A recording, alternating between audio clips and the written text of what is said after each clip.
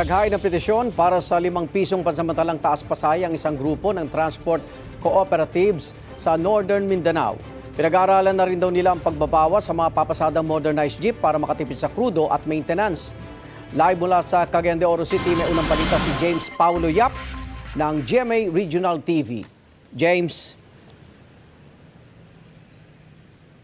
Igan, dahil nga sa patuloy na pagsipa ng presyo ng petrolyo ay dumadaing na ang ilang operators at mga kooperatiba na nagpapatakbo ng mga modernong jeep dito sa Northern Mindanao. Formal na naghain ng petisyon kahapon ang Northern Mindanao Federation of Transport Cooperative para sa 5 piso na provisional increase sa LTFRB 10.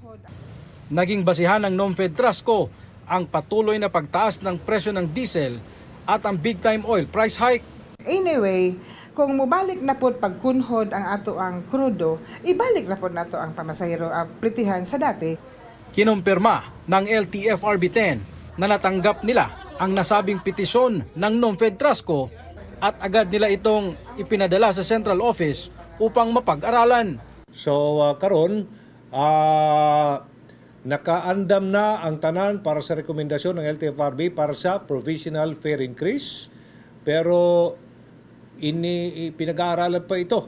Habang hinihintay ang desisyon ng LTFRB sa kanilang petisyon, pinag-aaralan ng mga transport group ang pagbabawas ng mga modernized jeep na papasada upang makatipid sa krudo at maintenance ng kanilang operasyon.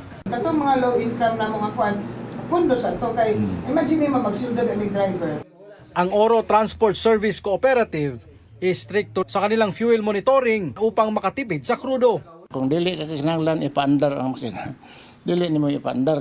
Ayon sa LTFRB 10, nasa 3.5 billion pesos ang nakalaang pondo ng ahensya para sa fuel subsidy at service contracting program.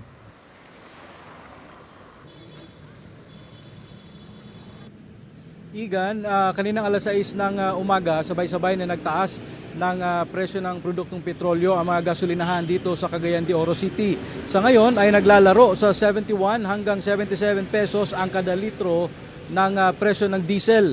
65 hanggang 69 pesos naman sa kada litro ng gasolina. Igan? Maraming salamat, James Paulo Yap ng GMA Regional TV.